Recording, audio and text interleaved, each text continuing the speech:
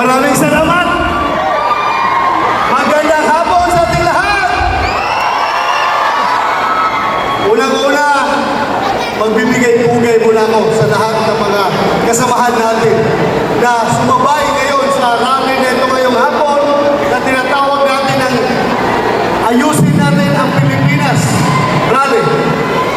Unang-una, tawagin ko muna itong mga taong ito, kagaya ninyo.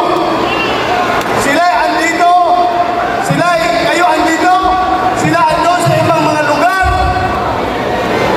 dahil sa kanilang pagmamahal kay Pastor Apollo Kibuloy, dahil sa kanilang pagmamahal kay Pangulong Rodrigo Duterte, dahil sa kanilang pagmamahal kay Vice President Inday Sara Duterte, dahil sa kanilang pagmamahal sa buong senatorial slate ng PDP Laban.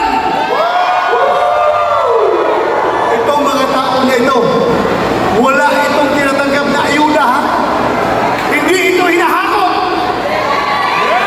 Walang akap, walang AX, walang tupad, pero merong pangarap na gaganda ang kinabukasan ng Pilipinas. Unahin natin tawagin ang ating mga kababayan sa Baguio. Kumusta kayo dyan? Ang balay-balay pa rin ito. Ang Baguio yun, Baguio! Mga kababayan natin sa Bulacan, Santa Maria, Bulacan, ang ating mga kababayan sa Cavite, Imus, Cavite. Oh, masaya sila kahit walang tinatanggap na ayuda. Iba yung ikaw ay kumikilos dahil sa puso. Di ba? Galing sa puso yan. Tama. Ang ating mga kababayan sa Cainta, Rizal. Cainta, Rizal, oh. Ang ating mga kababayan sa Capiz, Rojas City. Kumusta kayo dyan? Ayos. Ang ating mga kababayan sa Cebu.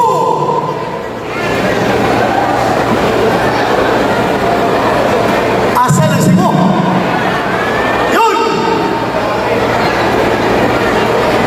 Ang ating mga kababayan sa Agusan. Malayo-layo na signal. Oh, meron pa. Meron pa rin. Andyan pa rin sila. Ang ating mga kababayan sa Ilang, Davao City. Taghana, oy! Oy! Naamoy akap niya? Wala no! Pure heart yan, pure heart. Pure heart. Yung heart ni Senator Bongo. Pure heart yan, nandito sila.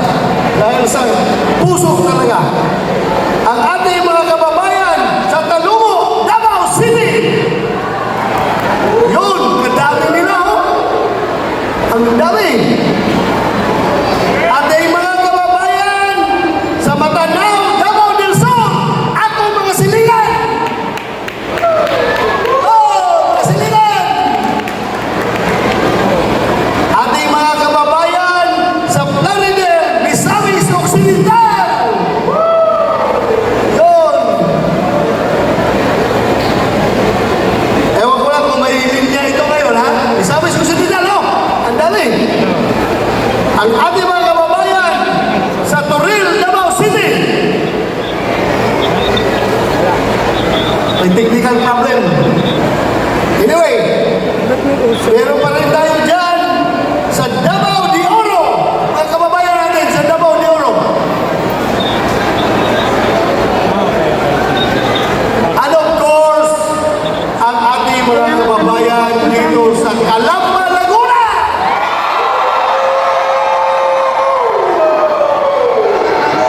Mga kababayan, maraming salamat. Hindi ko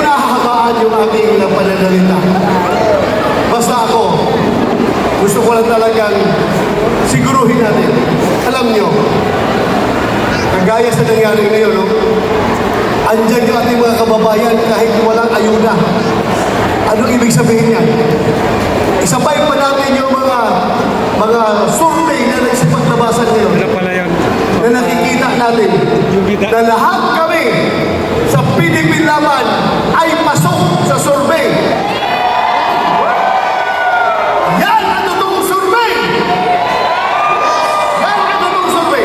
Kaming siyam sa PDP Laban ay pasok sa Magic 12. Anong indicator? Anong explanation yan? Anong explanation? Bakit gano'n? Yun ang sinasabi natin na protest vote na mga taong nasasaktan, na mga taong naiinis, at mga taong galit sa ginagawa ng kasalukuyang kapangyarihan. Yan mga tao na tahimik lang yan. Pero pinapakita nila yung kanilang salubin pagdating sa eleksyon. Kaya, I'm warning you, hold your breath, tighten your belt.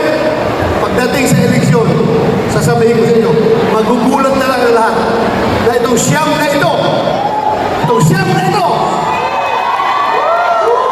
Atty. Jimmy Bundok, yours truly, Mr. Malasakit, Senator Bungo, Jamie Hidlo, Atty. Raul Lambino,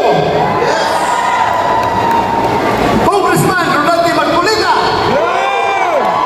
or sa ating pinakamamahal na si Pastor Apollo Kibuloy, at si Atty. Vic Rodriguez,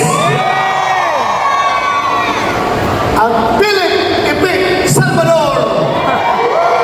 Magulat na lang kayo pagdating sa eleksyon. Itong lahat na ito ay nakakalusok. Ako, I am not trying to be a prophet. I'm just trying to share with you yung aking nakikita habang ako'y umiikot sa buong Pilipinas. Nakikita ko talaga yung damdamin ng puso ng Pilipino. Na gusto nila talaga, sir, straight PDP Laban kami. Yun lang yung nagsasalita. Pero yung iba tahimik, ayaw magsalita. Pero sabi nila, pakita na lang ninyo, sir, sa magiging resulta ng halalan. Tingnan ninyo kung anong kalalabasan yan. Kaya, sana tayo, huwag tayong mawala ng pag-asa. Fight pa rin tayo, kumbati pa rin tayo! Ano yung nangyayari ngayon, di ba? Everyday makita mo sa social media, meron papalabas na binablock na nila yung paggagamit nila ng shabu. Nakita ninyo? Ginagawa ng lahat sa Facebook yung paggagamit ng shabu. Ang masaklap nito, parang itong mga tao na ito, pakiramdam nila ito na ang new normal. Normal lang nagagamit ka ng shabu. Normal lang na pagmamayabong mo sa buong mundo na ikaw isang drug user. Bakit? Ano na nangyayari sa utak ng ating mga kababayan? Hahayaan ba natin na magiging ganito na lang palagi? Kaya layuan dito dahil nga sabi natin, ayusin natin ang ating bayan rally. Yan ang purpose sa rally na ito. Ang mahirap dyan, yung ating mga anak, kabataan natin, wala tayong control sa kanila. Sila sige-scan sa social media at nakikita nila itong mga adik na gumagamit ng Cebu na pinag-propose yung kanilang illegal activity. Anong isipin ng kabataan? Ay, normal lang pala.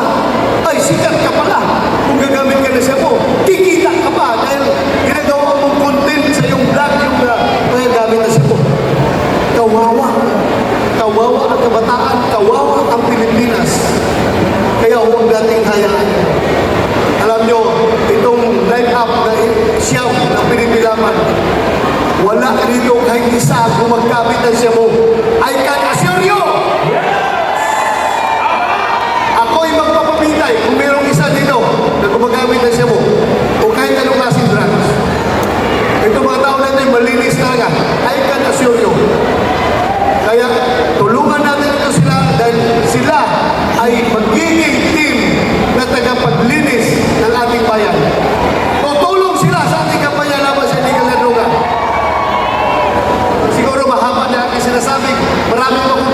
isusumbong sa inyo